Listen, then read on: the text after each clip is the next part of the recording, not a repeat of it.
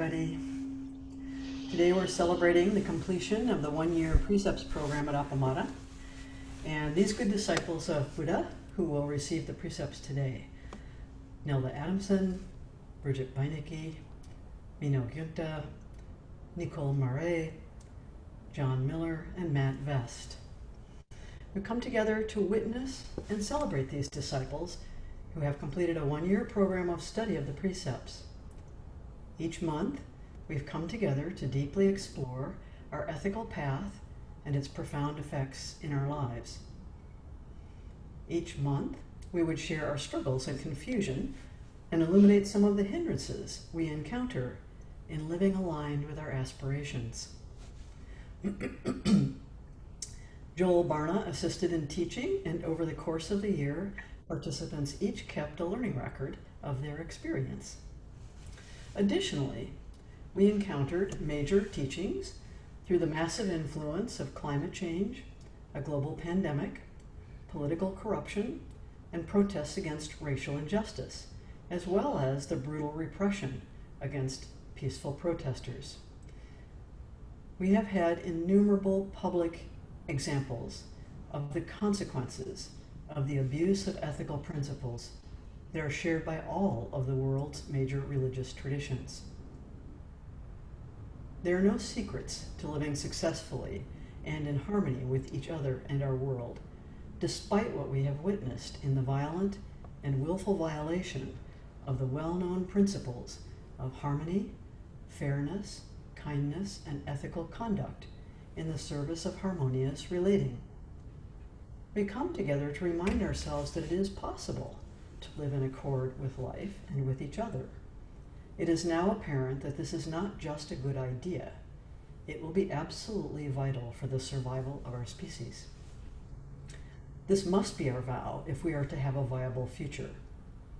It is possible, and we are quite capable of living fully and ethically with wisdom and compassion, together with all life on this planet. Now, in this ceremony, participants receive the great treasure of the precepts. Why do we say they receive the precepts instead of taking the precepts?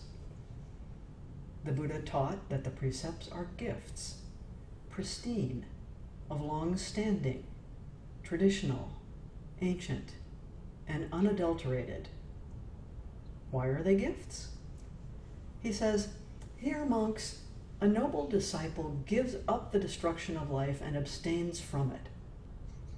By abstaining from the destruction of life, the noble disciple gives to immeasurable beings freedom from fear, hostility, and oppression. By giving to immeasurable beings freedom from fear, hostility, and repression, he himself will enjoy immeasurable freedom from fear, hostility, and oppression." This precept is the first of those great gifts. So he repeats this teaching for each of the precepts. The moral strand of the Prajnaparamita Sutra, of which the Heart Sutra is one part, is very emphatic. It is firmly based upon a single radical principle. As Lex Higson writes, "The authentic practitioners of Mahayana never abandon living beings by crossing over entirely into the expanse of the absolute, by rejecting or negating relativity. These bodhisattvas do not become liberated from life, nor do they pursue any form of separate self-realization. They direct an ecstatic flood of love and friendliness toward all, connecting their mind streams as intimately with all beings as with their most cherished family members and beloved friends. This astonishing spiritual feat frees the bodhisattvas from every impure intention of harming, denigrating, abandoning, or even merely ignoring others. This attitude of constant concern and responsiveness, much more rigorous than any specific set of moral codes, the sutra calls the true life of responsibility. It can be lived with equal intensity and effectiveness by monks and nuns, by married or single lay practitioners, by heads of state, or by the most humble working persons. the Bodhisattva ideal is democratic. It demands only a way of life and a form of livelihood or service that elevates beings rather than deceiving or oppressing them. It is an active compassion, an intensely practical ideal, a practice. Bodhisattvas illuminate for living beings whatever righteous, dignified, excellent, and wholesome ways of life that can be envisioned and practically manifested in the world. The awakened ones always joyously teach and indicate with every word and wordless gesture the absolute inexhaustibility of pure presence. Shuhaka Okumura writes in Living by Vow, all Mahayana practice is based on the Bodhisattva vow. The vow has two aspects, becoming a Buddha and helping all beings become Buddha. These two cannot be separated. We vow to become Buddhas together with all beings. The Bodhisattva vow is an essential point in Mahayana teachings and practice. And later he says, vow is essential for all bodhisattvas. In fact, part of the definition of a bodhisattva is a person who lives by vow instead of by karma. Karma means habit, preferences, or a ready-made system of values. As we grow up, we learn a system of values from the culture around us, which we use to evaluate the world and choose actions. This is karma and living by karma. In contrast, a bodhisattva lives by vow. Vow is like a magnet or compass that shows us the direction toward Buddha. So about this ceremony. Westerners, it seems, have a real antipathy to ceremonies, and particularly to religious ceremonies. However, ceremonies have a complex, profound, and mysterious dimensions, and serve many purposes, both in the lives of individuals and the life of our community. Without them, the immense transformational moments of our lives go unrecognized, uncelebrated, unwitnessed, and unappreciated. And a spiritual community can become just a club of interested individuals. There's no medium for the expression of vow and the witnessing of this transformation in the life of an individual and the community. Now we are offering this ceremony online, a departure from the traditional way, but one that allows us to include sincere participants from anywhere in the world. In fact, today we have Nicole from London. The limitation that prevents us from coming together, paradoxically, brings us closest to those who live far away. We sometimes think of ceremony as having these three facets, the facets of the triple treasure. Buddha, the ceremony as an expression of Buddha nature, the transformation that more deeply connects and commits us personally and intimately to the Bodhisattva vow, and to waking up to the Buddha that we are, that all beings are. It is the aspect of deep personal transformation. Dharma, the teachings conveyed in the ceremony, the teachings of the precepts and the Bodhisattva vow, and the connection through the teachings to our Zen ancestors are profound. Over the course of our study of the precepts, for example, we immerse ourselves deeply in the meanings of the precepts in our own everyday lives.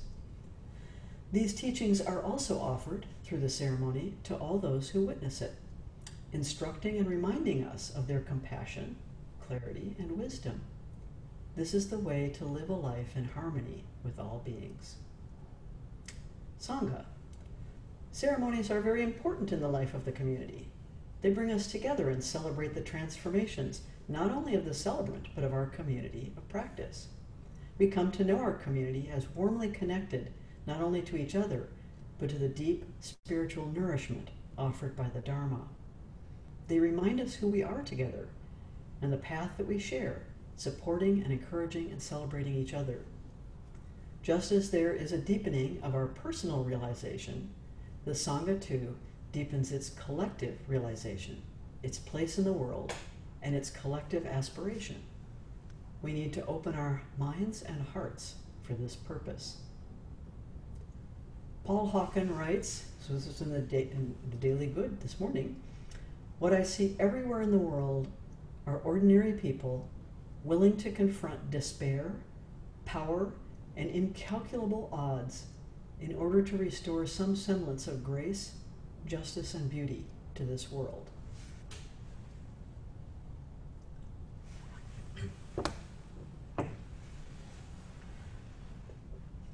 Invoking the presence and compassion of our ancestors, in faith that we are Buddha, we enter Buddha's way. Homage to all Buddhas in 10 directions. Homage to the complete Dharma in 10 directions.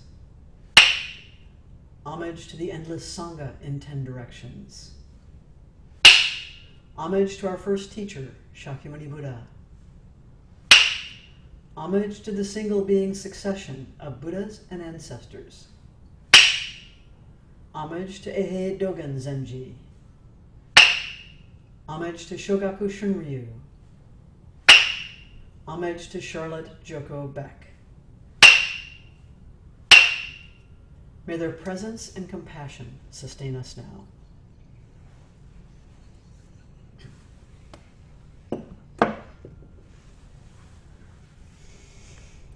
Walking the path of the Bodhisattva is accomplished through the spirit and activity of renunciation. All the Buddha ancestors of the Bodhisattva precept lineage have practiced and are still practicing renunciation of all attachments. Renunciation is an unsurpassable way of harmonizing body and mind with the Buddha way. If we give up attachments, we are free. We are a Buddha. To sustain and confirm the practice of the Bodhisattva precepts, for their meaning is in living them, we will now offer you the precepts. In order to be fully awakened in the practice of the Buddha's precepts, we start with the pure practice of confession. And any of those of you who are at home can also join in on this. You will be quite familiar with it. All my ancient twisted karma, meaningless greed, hate, and delusion, both the body, speech, and mind, I now fully avow. All our ancient twisted karma, from beginningless greed, hate, and delusion, born through body, speech, and mind, we now fully avow. All the ancient twisted karma, from beginningless greed, hate, and delusion, born through body, speech, and mind, all beings now fully avow.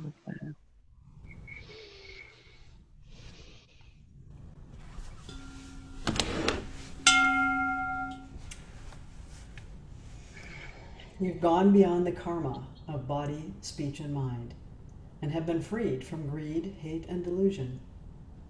O good disciple, now you may live in the way of the three treasures, even after great liberation.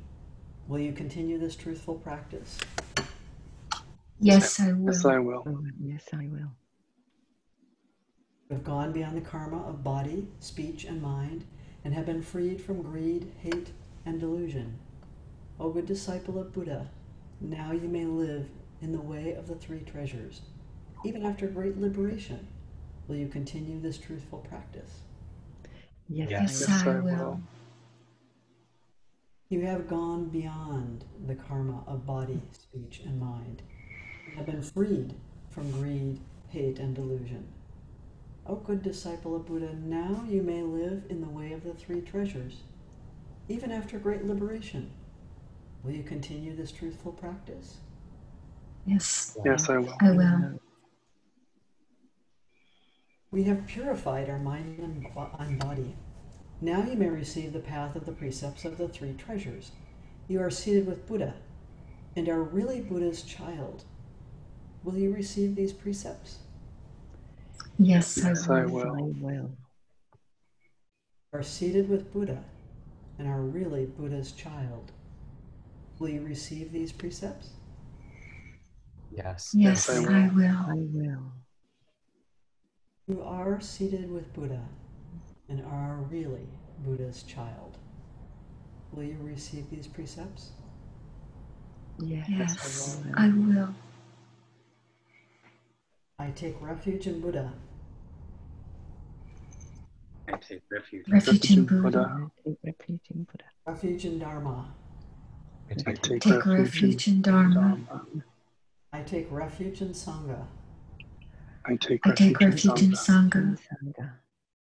We take refuge in Buddha before all being, immersing body and mind deeply in the way, awakening true mind. We take refuge in Buddha, immersing body and mind deeply in the way, awakening true mind. We take refuge in Dharma before all being, entering deeply the merciful ocean of Buddha's way. We take refuge in Dharma, for all being, entering deeply the merciful ocean of Buddha way. We take refuge in Sangha before all being, bringing harmony to everyone, free from hindrance. We take refuge in Sangha before all being, bringing harmony to everyone, free from hindrance. Now all beings have completely taken refuge in Buddha. Now all beings completely taking refuge in Buddha. Now all beings have completely taken refuge in Dharma. Now all beings have completely taken refuge in Dharma. Now all beings have completely taken refuge in Sangha. Now all beings have completely taken refuge in Sangha.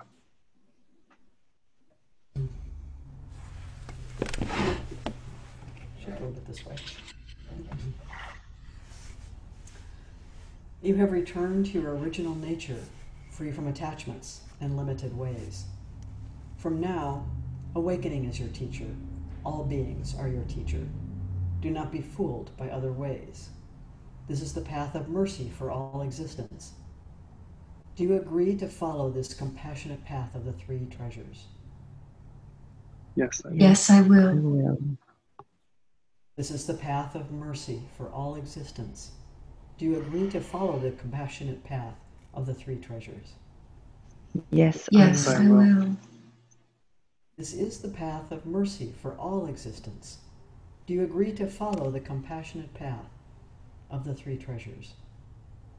Yes, I will. Now will you receive the three pure precepts? Yes, I will. I will. Now will you receive the three pure precepts? Yes, I I will. Now will you receive the three pure precepts? Yes, I will. I vow to refrain from all harming.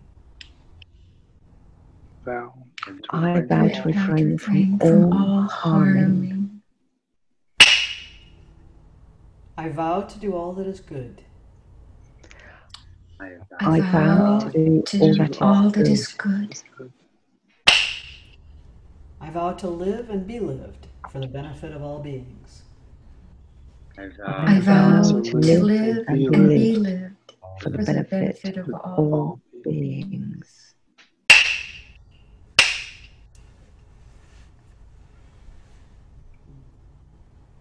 Abiding in the three pure precepts, even after great liberation, will you continuously observe them? Yes, I will. Abiding in the three pure precepts, even after great liberation, will you continuously observe them? Yes, I will. Abiding in the three pure precepts, even after great liberation, will you continuously observe them? Yes, I will. Now will you receive the 10 grave precepts? Yes, I will. Now will you receive the 10 grave precepts? Yes, I will. Now will you receive the 10 grave precepts? Yes. Yes, I will. I will. I vow not to kill or harm that which is living. Thou not I to vow not to kill or harm that which is living. I vow not to steal or take what is not freely given. thou not I to vow not to steal or or take take what what is is not freely given. I vow not to misuse sexuality or manipulate others seductively. thou I not vow I not will to misuse misuse sexuality or to manipulate manipulate others others seductively. I vow not to lie and to refrain from deception. thou not I to vow not to lie lie and to refrain from deception. I vow not to intoxicate mind or body of self or others. I vow not to intoxicate mind or body, self or others. I vow not to slander or allow silence to harm others. thou I not vow vow not to slander or or allow allow silence to harm others. I vow not to praise self at the expense of others. I I vow vow not not to to praise praise self self at the at the expense expense of of others. others.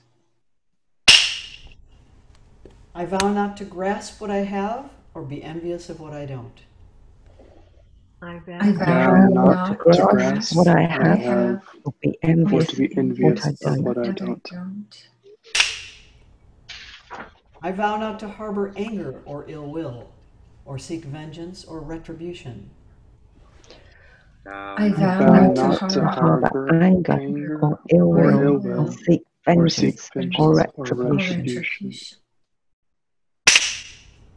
I vow not to disparage the 3 treasures. I vow not to disparage the 3 treasures.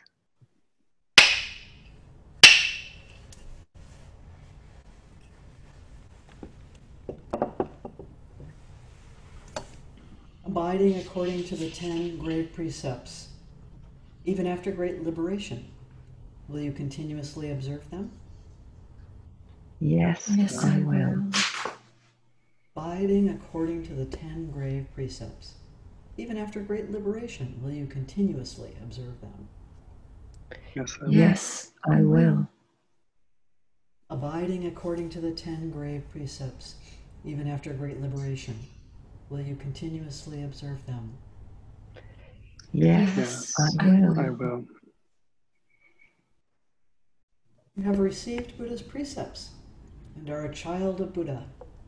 Now you can really work for all beings and realize Buddha nature as yourself. You yourself and all beings are the Tathagata.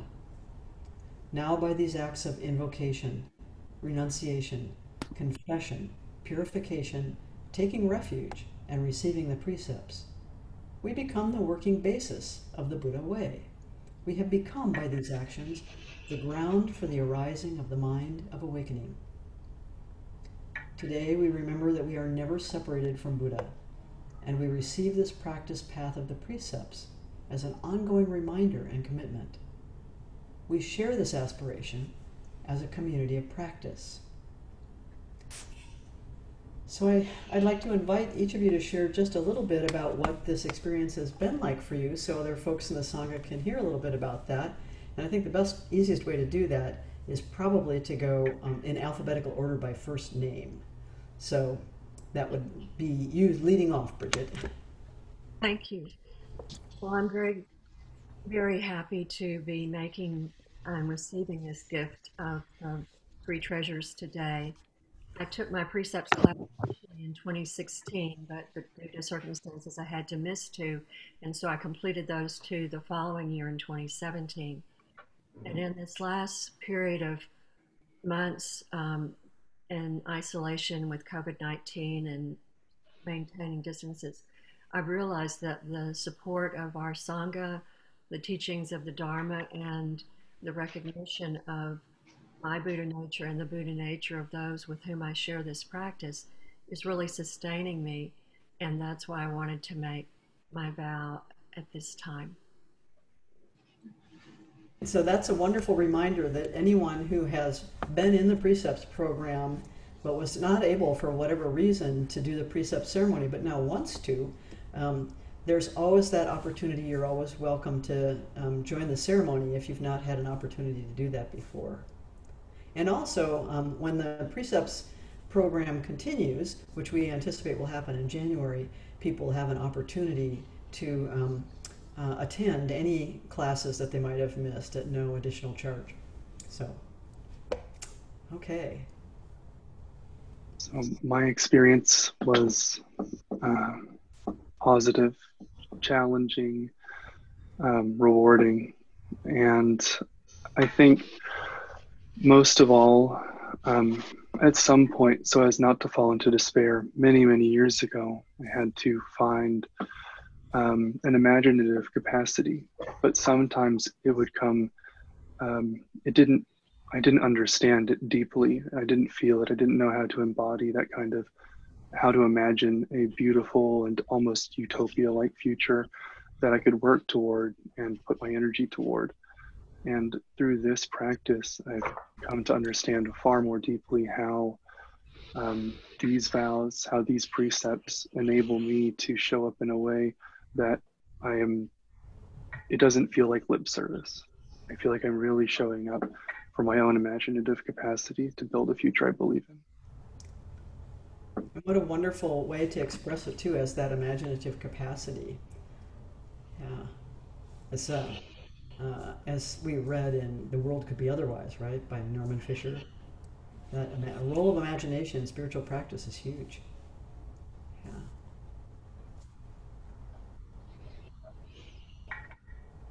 Thank you, Peg, and participants and everyone here today. It seems like such a long time ago when we began this Precepts class.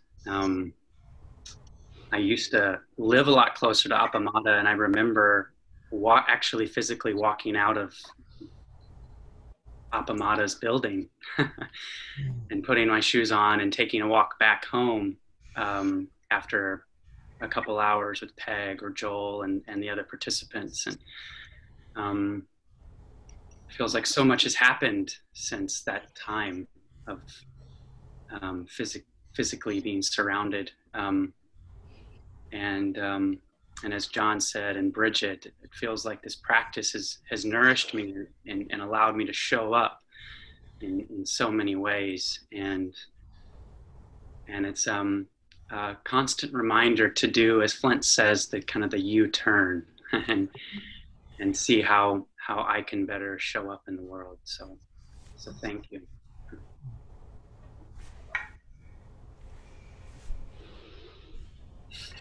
I think I'm next. Is that correct, Paige? Correct. Yes.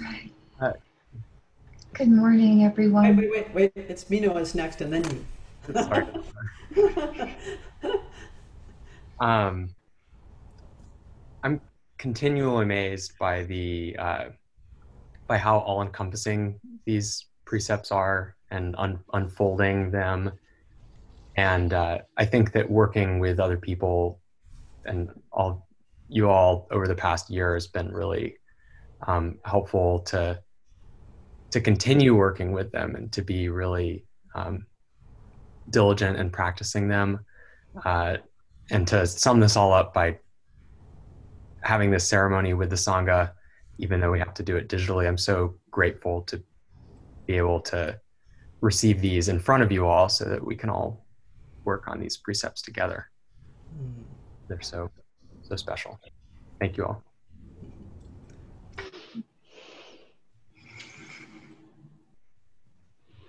My turn. Yes, now it's okay. All right. Good morning. Good morning, everyone. First, I want to thank everyone from the Sangha and the visitors, and especially Peg, for teaching this year. I came to this practice a little over 2 years ago through the grace of one of the members of the Sangha, but I really feel like I've been in search of this spiritual path all my life. And so I feel like all my entire life has contributed to this point, to this turning point in my life. And I guess, no, I don't guess, I know. My willingness to take the precepts has much to do with the openness and the compassion and the truth of life as it is, and the inquiry that I found in each of you and in the precepts and in the triple treasure. And so it opened my eyes, it was epiphanal over time, but opened my eyes to a world that in my egoic self and in my busyness and in my clamoring, I didn't often see. And to the connectivity that I always felt with all living creatures, but really didn't know how to hold or articulate. So thank you.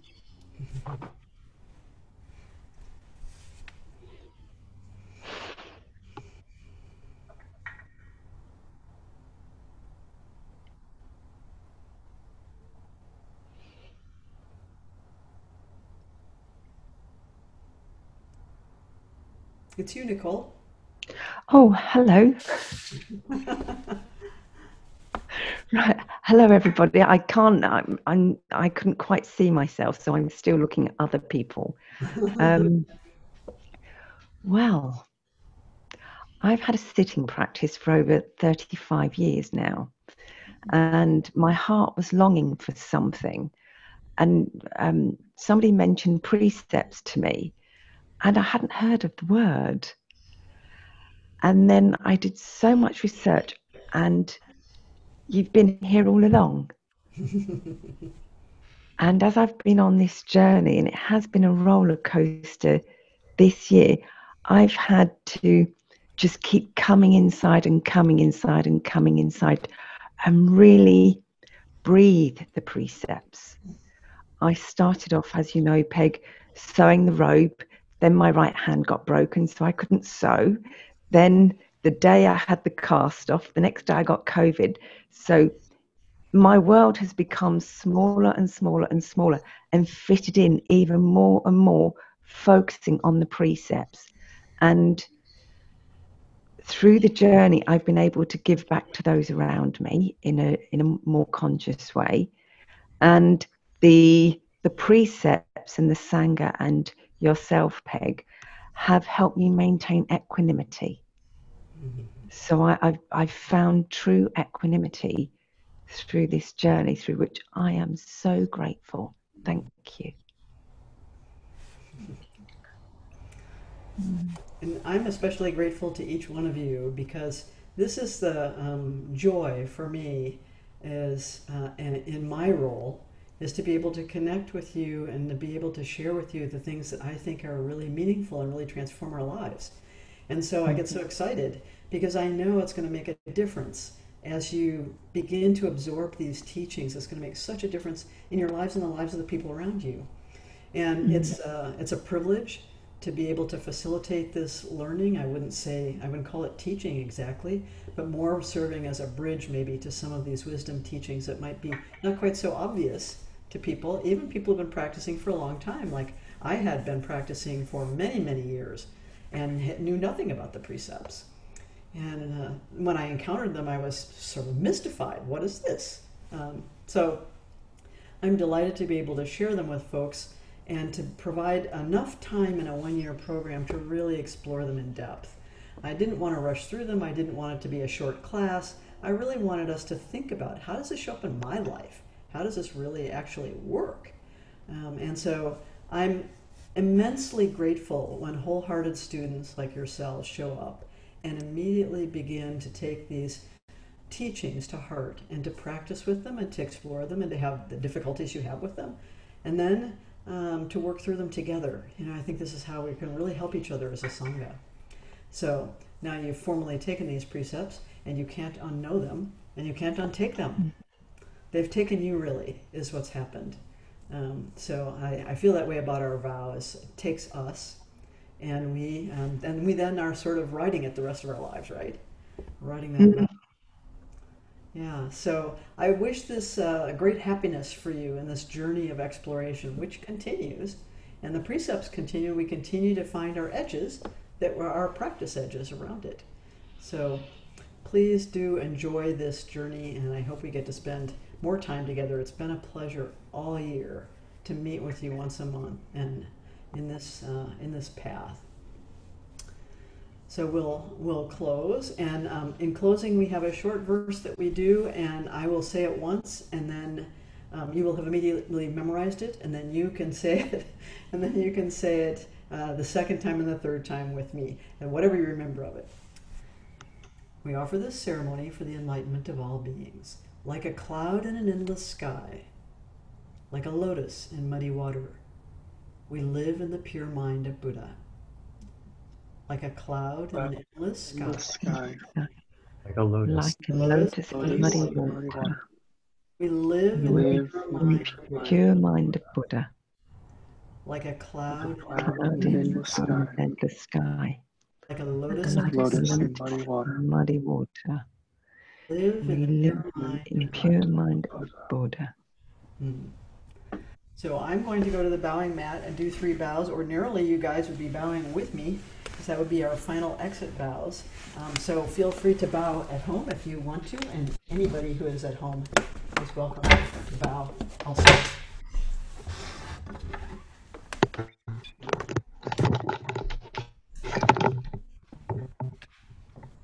And thank you so much for joining us for this ceremony.